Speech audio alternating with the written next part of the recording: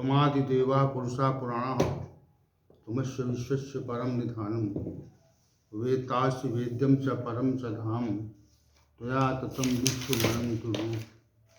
वायु यमः अग्निर्वरुणः शशाङ्कः प्रजापतिस्त्वं प्रपितामहस्य नमो नमस्तेस्तु सहस्रकृत्वा पुनश्च भूयोऽपि नमो नमस्ते पुनश्च भूयोऽपि नमो नमस्ते। वसुदेवसुतं देवं कंसचाणूरमर्दनं देवकी परमानंदम कृष्णं वंदे जगद्गुरुं कृष्णं वंदे जगद्गुरुं।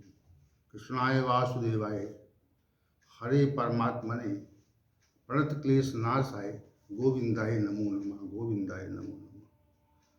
हम सभी आज पुनः भगवत गीता के इस विशेष ज्ञान सत्र में उपस्थित हैं और भगवान गोविंद की वाणी भगवत गीता पर चर्चा कर रहे हैं। भगवान श्री गोविंद भी हमारे साथ नित्य विराजित होते हैं और हम उनकी सानिध्यता में बैठ करके भगवत गीता ज्ञान की चर्चा करते हैं। आइए श्री हरि को प्रणाम करके आज के सत्र का आरंभ किया जाए। हम सभी ने विगत सत्र में अध्याय संख्या 8 के श्लोक संख्या 9 पर विचार करना आरंभ किया था, जिसमें श्री भगवान ने निराकार ब्रह्म के 8 विशिष्ट गुणों का वर्णन किया। 8 विशिष्ट गुणों का वर्णन स्वरूप की दृष्टि से किया गया है ताकि उनका स्वरूप समझ में आए। तो पहला जो गुण था कविम कविम पुराणम अनुशासितारम अणु अयांशम सर्वस्य धातारम अचिंत रूपम आदित्य वर्णम तमसा परस्तात्। 8 गुण हैं। तो कविम पर चर्चा हो गई थी। पिछले सत्र में कविम पद पर चर्चा हो गई थी। अब आज हम पुराणम पद उठाते हैं। पुराणम का क्या अभिप्राय होता है? पुराणम जो पद ब्रह्म का है, परमात्मा का है, वह उसका क्या अभिप्राय है? देखिए, वर्तमान में सृष्टि चल रही है और हमको प्रतीत हो रही है। ये सृष्टि जो प्रतीत हो रही है, चल रही है, तो इसका आदि क्या है?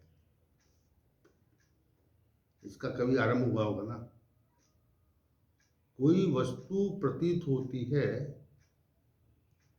तो उसका आदि निश्चित होता है। बिना आदि के कोई वस्तु प्रतीत नहीं होती। हमें कोई वस्तु प्रतीत होती है तो उसका आदि अवश्य होता है, मतलब उसका निर्माण कब हुआ, उसका उद्भव कब हुआ, या उसके उद्भव का क्या काल है।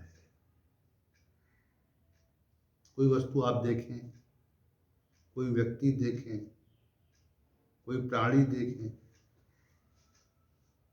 तो जैसे हम सभी का जब जन्म होता है तभी हमारा उद्भव माना जाता है कि हम उद्भवित हो गए, जन्म ग्रहण कर लिया हमने। तो जन्म ग्रहण करने के साथ में ही हमारा उद्भव होता है। तो उद्भव होने के समय जो तिथि है या जो दिनांक है, जो काल है, वह सब का सब हमको ज्ञात होता है और उसी काल से हम अपनी जन्मतिथि मान लेते हैं कि जन्मतिथि हमारी ये है। तो यहाँ पर कथन का अभिप्राय ये है कि प्रत्येक व्यक्ति का उद्भव काल होता है, जन्म काल होता है, जब वो इस संसार में प्रकट होता है। वैसे जितने भी जीव हैं, जितने भी प्राणी हैं, सबका उद्भव काल होता है कि कब वो जन्म कब उसका हुआ। तो हमारा आदि है हम सभी का, हम सभी प्राणियों का, जो यहाँ पर जीव हैं, प्राणी मात्र हैं, उनके उद्भव का काल होता है। उसको कहते हैं आदि। और जैसे वनस्पतियां हैं तो उनका जब बीज पृथ्वी में पड़ा तो पृथ्वी में बीज पड़ने के समय वो प्रस्फुटित होता है, अंकुरित होता है। तो जब अंकुरित होता है तो अंकुरण काल ही उस वनस्पति का, उस पेड़ का, उस पौधे का आदिकाल माना जाता है। इस प्रकार वनस्पति का भी आदिकाल होता है, वृक्ष का भी आदिकाल होता है। और इसी प्रकार से हमारा जो कोई वस्तु है तो वस्तु का निर्माण कब हुआ? वस्तु का निर्माण जब भी हुआ तो उस वस्तु के निर्माण को हम आदिकाल कहते हैं कि आदिकाल है उसका, उसका आरंभ हुआ। तो वस्तु के निर्माण के समय को हम आदिकाल कहते हैं। तो इसी प्रकार प्रत्येक वस्तु का आदिकाल होता है, प्राणी का आदिकाल होता है, और प्रत्येक मनुष्य का भी आदिकाल होता है जब उसका जन्म हुआ, जब उसका उद्भव हुआ। इसी प्रकार जब हम सृष्टि के विषय में विचार करते हैं तो सृष्टि कभी न कभी उद्भवित हुई होगी। पहली बार ये सृष्टि जो है वह अस्तित्व में आई होगी, जब कभी आई हो, क्योंकि गणना है। गणना तो जैसे 4 युग हैं, कलयुग, द्वापर, त्रेता और सतयुग। तो जो कलयुग की आयु है वो 4,32,000 वर्ष मनुष्यों ने निश्चित की है। कलयुग की जो आयु है वो 4,32,000 वर्ष है, और इससे दूनी आयु है वो द्वापर की मानी जाती है, यानी 8,64,000 वर्ष। और कलयुग से तिगुनी आयु त्रेता की मानी जाती है, और कलयुग से चौगुनी आयु जो है वह सतयुग की मानी जाती है। तो एक चतुर्युगी बोलते हैं इसको। ये चारों युग की जो आयु है वो चारों युग की आयु को जोड़ दें आप तो ये चतुर्युगी हो जाती है। तो काल का जो लेखा जोखा है वह हमारे भारतीय मनीषियों ने प्रस्तुत किया, और ज्योतिष नामक विद्या से उसको हम जान जाते हैं कि किस युग की कितनी आयु है और वर्तमान स्थिति क्या है। फिर वो आगे की गणनाएं हैं, ब्रह्मा का एक दिन, सब गणनाएं हैं, उनको हम समय से प्रस्तुत करेंगे। तो भारतीय मनुष्यों ने सृष्टि के आदि का आकलन किया, उसकी गणना की, सृष्टि कब से आरंभ हुई। तो आज हम जो संसार देख रहे हैं या जो ब्रह्मांड देख रहे हैं तो वो संसार और ब्रह्मांड कभी उद्भवित हुआ था, कभी वो उद्भवित हुआ था, और उद्भव काल से ही वह अस्तित्व में है, और हम भी उसके एक अंश हैं। उद्भव काल से सृष्टि अस्तित्व में है, निरंतर चल रही, गतिशील है समय के साथ में। तो हम ये कहना चाह रहे हैं कि सृष्टि का आदिकाल है, कब सृष्टि आरंभ हुई, इसका लेखा जोखा है। तो सृष्टि जब से आरंभ हुई तब से आदि आदि मानी जाएगी। परंतु सृष्टि का निर्माण जिसने किया उस परमात्मा की अध्यक्षता में प्रकृति इस समस्त ब्रह्मांड का निर्माण करती है। मया दक्षिण प्रकृति सूयते सचराचरम। श्री भगवान ने कहा मेरी अध्यक्षता में जो प्रकृति है समस्त चर और अचर जगत का निर्माण करती है। ये बात श्री भगवान ने कही है। तो परमात्मा की अध्यक्षता में प्रकृति इस समस्त जगत का निर्माण करती है। विशेष बात तो प्रकृति का भी उद्भव काल है, उसका आदि काल है, लेकिन जिसकी अध्यक्षता में प्रकृति निर्मित होती है, जिस परमात्मा की अध्यक्षता में प्रकृति निर्मित होती है, वो परमात्मा का आदि नहीं है।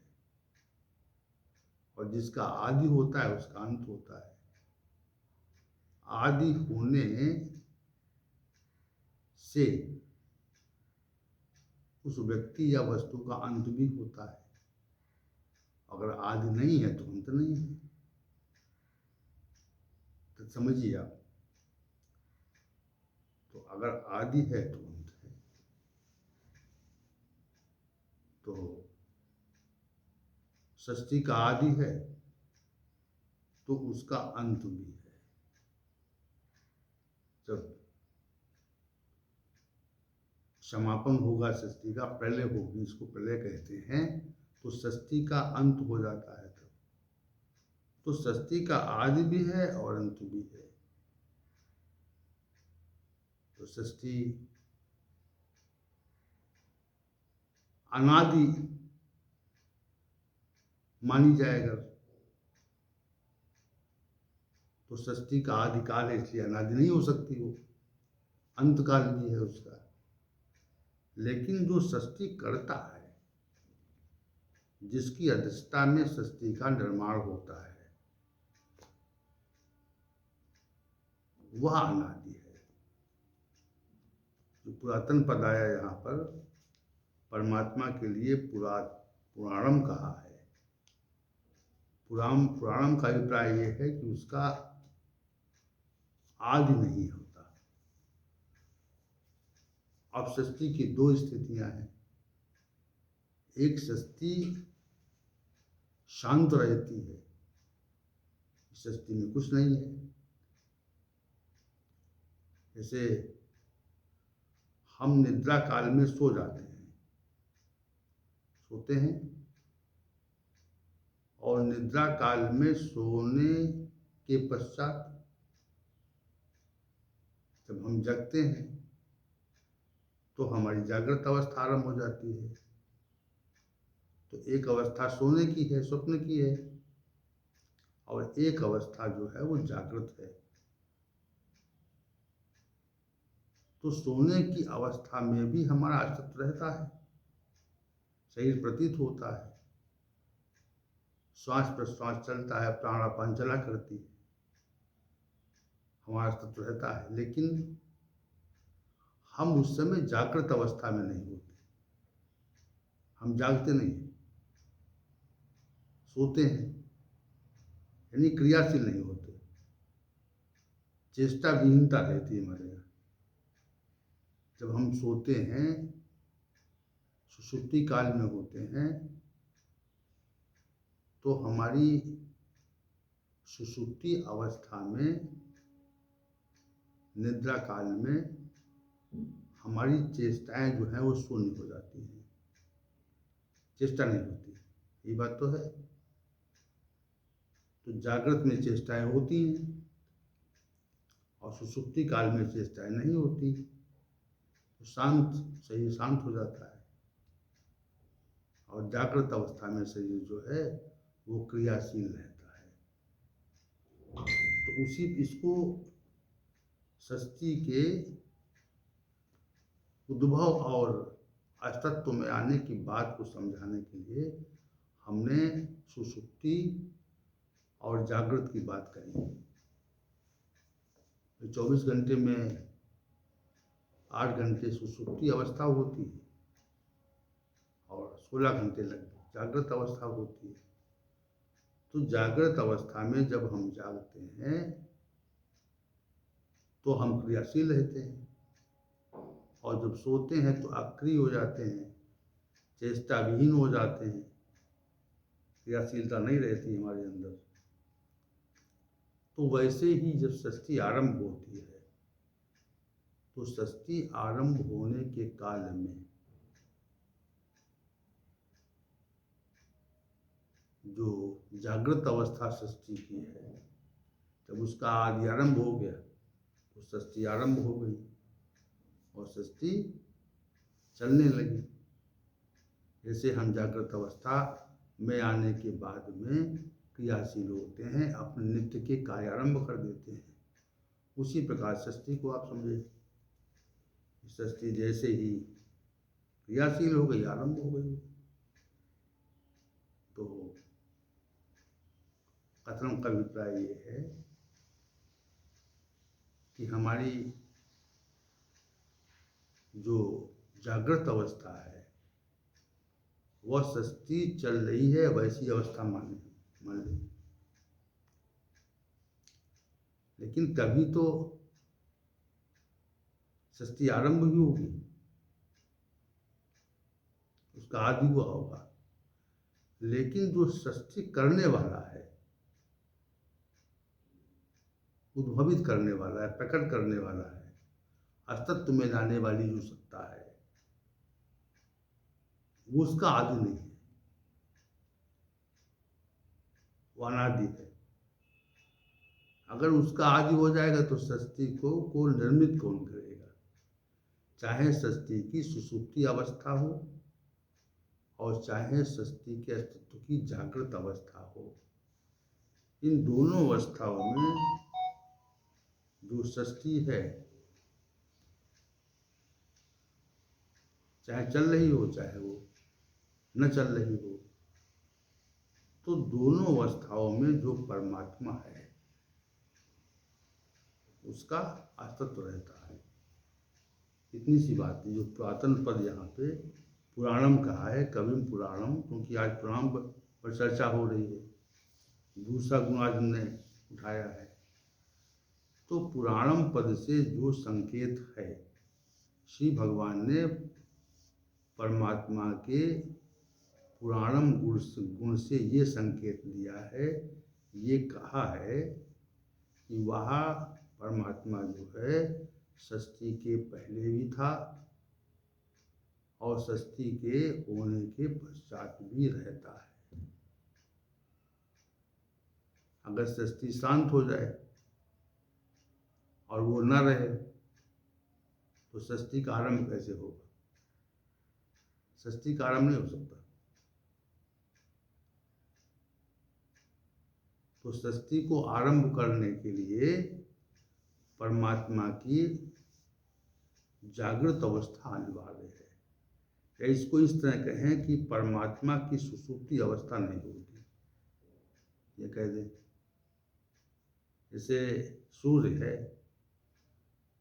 तो सूर्य उदय होता है, अस्त होता है, लेकिन उदय होने को उद्भव काल मानते हैं और अस्त होने को हम उसका अंत काल मान लें। लेकिन फिर भी सूर्य का न तो उदय काल होता है न अंत काल होता है, वो तो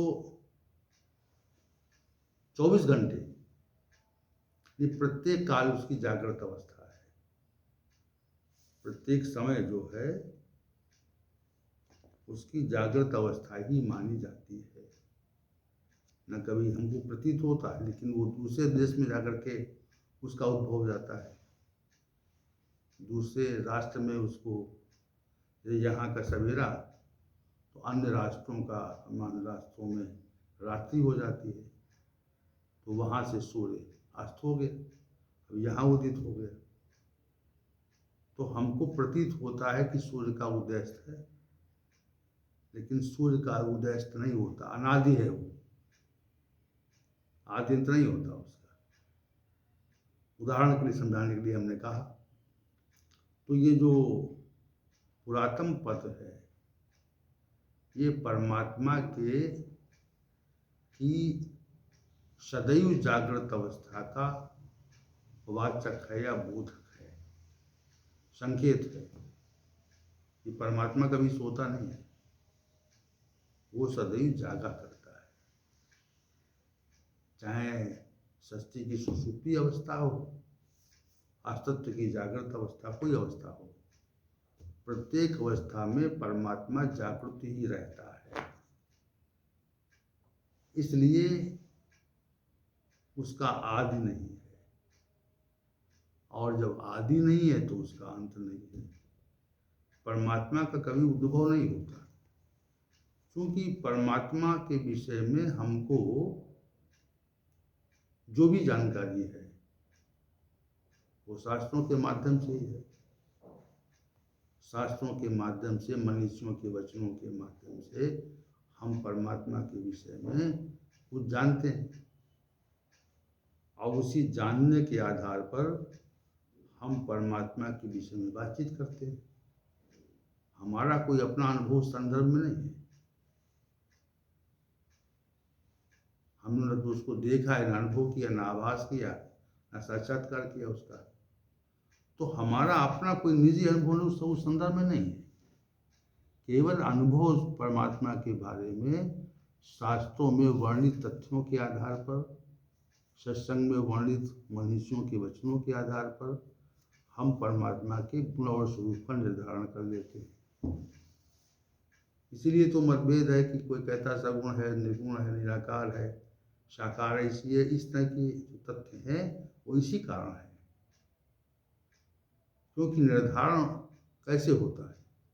कोई वस्तु प्रतीत हो रही, कहने कि ये लाल रंग की है, तो लाल रंग की वस्तु वो दिख रही ना हमको, तभी हमने कहा है लाल रंग की है। और जो वस्तु दिखे ही नहीं, उसमें संशय हो जाएगा कि लाल है, काली मनी, कैसी है, क्या नहीं।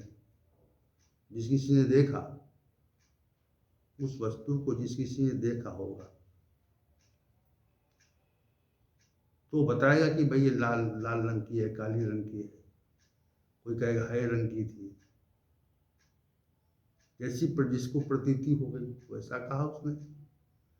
तो परमात्मा की प्रतीति जिसको जैसी मनुष्यों, जिस मनीषी ने जैसी प्रतीति परमात्मा की तो वैसा वर्णन कर दिया, इसी से मत बन गया। अनेक मत बनने का कारण क्या है? मत बनने का कारण यही है, जिस महापुरुष ने जैसा अनुभव किया वैसा ही परमात्मा के संदर्भ में उसने कह दिया। शास्त्रों ने भी जो व्याख्या की वो मनुष्यों की ही व्याख्या है। ऋषि महर्षियों ने जो कुछ कहा, वर्णित किया, उससे ग्रंथ बन गए। तो परमात्मा के विषय में जो अनेक प्रकार के भाव हैं, साकार, निराकार, सगुण, निर्गुण के, इसीलिए है। तो उसकी प्रतीति हमको नहीं होती। हम जो कुछ उसके बारे में कह पाते हैं तो वो इसी तरह, इसी आधार पर कह पाते हैं। तो कथन का अभिप्राय, फिर आप वहीं पे आ जाइए, जो पुराणम पद है, अनादि है, परमात्मा अनादि है। तो अनादि है, इसका अभिप्राय ये है कि उसका उद्भव नहीं होता, उसका अंत भी नहीं होता। वो सृष्टि के चलने में भी जागृत अवस्था में रहता है, और सृष्टि के सोने में भी, सुषुप्ति काल में भी, सृष्टि जब प्रचलन में नहीं होती है तब भी वो जागृत अवस्था में ही रहता है। ये बात हमने, ये पुराणम पद को समझाने के लिए हम कह रहे हैं। पुराणम जो गुण है परमात्मा का, वो विशेष गुण है। विशेष गुण इसलिए है कि परमात्मा सर्वकालिक है, और स्पष्ट करें हम, परमात्मा जो है वो सर्वकालिक है, किसी भी काल में उसका अभाव नहीं होता। हम सबका अभाव हो जाएगा, हम 50 साल बाद या नहीं दिखेंगे, हमारा अभाव हो जाएगा। लेकिन परमात्मा करोड़ों वर्षों पूर्व था और करोड़ों वर्षों पूर्व रहेगा, और जो भी काल का निर्धारण है वो भी परमात्मा की इच्छा से ही होता है। काल का जो तय होना है, जो हम काल निश्चित करते हैं, चाहे वो मृत्यु का देवता हो काल, चाहे वो समय का वाचक काल हो, इन दोनों का निर्धारण जो है वो परमात्मा की व्यवस्था में ही होता है। तो कहने का अभिप्राय ये है कि जो पुराणम पद है यहाँ